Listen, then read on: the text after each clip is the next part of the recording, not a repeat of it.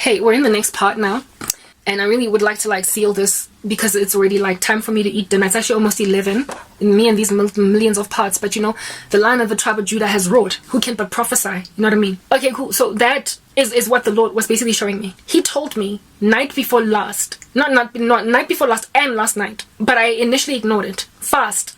He said to me, fast, and I got angry at him, bashing my fist up at heaven. On some, must I grant like the prophets of Baal to get you to burn my sacrifice? Must I grant for you to release my YouTube channel from sorcery? Must I grant to be freed from the sorrow of nothing of my work that I'm releasing being released? Must I grant? Aren't you God? Why are you patronizing me? And this afternoon, God was like, think back on your experiences and what you've been through the past 8 years. You have been a warrior against a conglomerate of people, some of them carrying snakes for prosperity, some of them being so deep in the occult that they call themselves dangerous. Nobody crosses me because they've learned some dark stuff. They don't know how weak they are. I showed you long ago. I've had a dream of Barack Obama being like a baby. Last night I had a dream of Joe Biden, not Joe Biden, Prince Charles, being in a wheelchair his face was big, his head was large, his body however was the body of a woman, and his whole body was in a wheelchair, and he was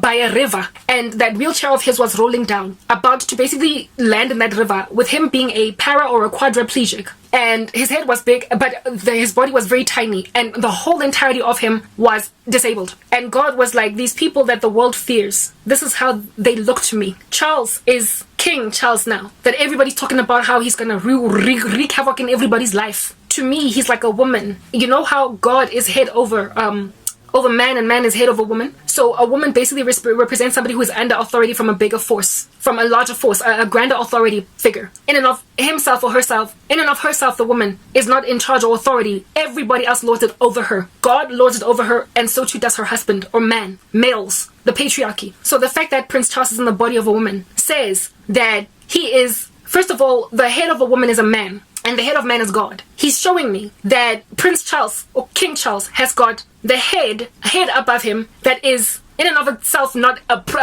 final source of authority, but it's over him. And over that source of authority, there's yet more authority. He's like a woman. Over him is Satan, and over Satan is me. And what's worse with him is that not only is he lorded over by Satan, and then primarily above him is me, he is also disabled, meaning he doesn't actually have any true power. He doesn't have any true power. And his wheelchair is rolling down, about to enter a body of water, and he will not be able to save himself. The kings of the earth will wail, rocks fall on us. They will be helpless in the beginning of the tribulation. The sealed judgments, Revelation 6, go check it out.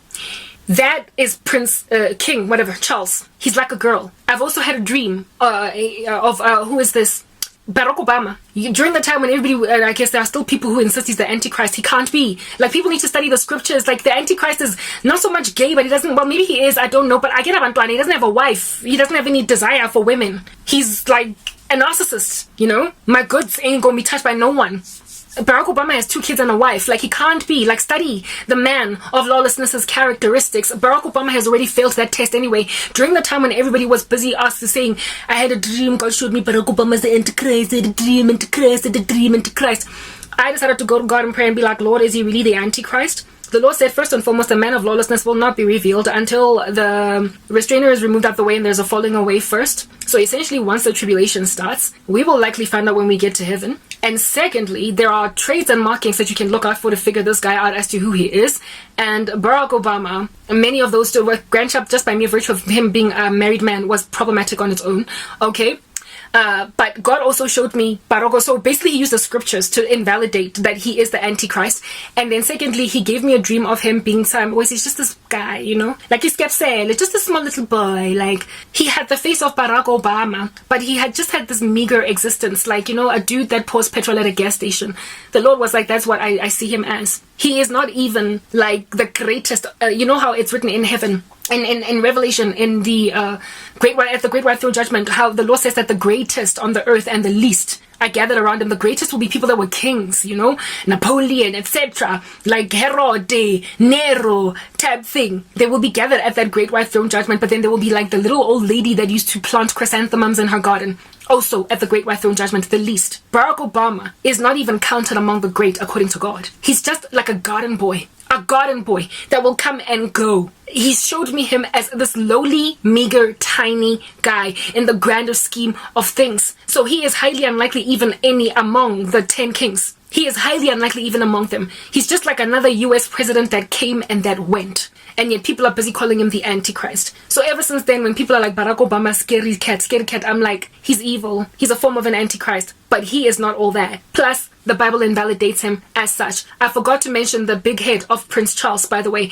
What that meant, well, in the very typical sense of the metaphoric term, in this waking space as we understand big heads, arrogant. Just a dude in Jeffela who's inflated with massive ideas that, frankly, are disqualified in the sight of God as relevant to even take seriously. So, King Charles Owalona is indeed headed by Satan above him, but he is disabled in terms of what it is that he can actually truly effectively do to a child of God. And he's rolling into the ocean, not the ocean, but a river of sorts. And Barack Obama is a tiny little boy in the sight of God. So the Lord, therefore, was basically telling me that since, Garabo, you're seated in heavenly places with me, you ought not fear anything and anyone, including those with lofty, chunky, big, gargantuan words, to share and exploit, therefore, the meager here with fear. You are my baby. You are covered. You are secured in the worst way. You are ensconced. You might as well be in a bubble bath. Hey, like with like music, just playing around dreamy with like cucumbers around your eyes, just taking in all of that like relaxation, the way you're so covered, even though you're freaking out and fronting. You're gonna find out one day in eternity when you finally get to heaven just how worthless all of your fretting and fronting was. I told you, I'm not God that I should lie son of man to change my mind. So when I say to you, do not be anxious for anything, but in all things by prayer and supplication make your request known to me, and my peace which transcends understanding will guard your hearts and minds. Know and understand, my dear daughter. I mean it, because you literally have nothing to freak out about. I have never ever failed you. And I'm like, okay. So then who ought to be freaked out here? What am I fasting for? And God was like, Danki, now you're asking the right question. You are not fasting for yourself, my child. What you have asked for in prayer has already been given you. You are fasting for everybody else. You are fasting for your wicked friends, your wicked family. You are fasting for your wicked nation. You are fasting for those who are about to be dropped like dominoes for persecuting the church and so will spend a very exquisitely torturous eternity in hell. You are fasting for one of your siblings who, if at all, you don't die by a certain period, she will die. And I say she because I don't have he's left. My brother died. I've got 2 sisters. And I have gotten dreams perpetually of my little sister passing away. I interceded some time ago, and at the time I was in fasting already, fasting against this guy, and to try and grow my YouTube channel, I fasted for that purpose, and that fast covered my little sister.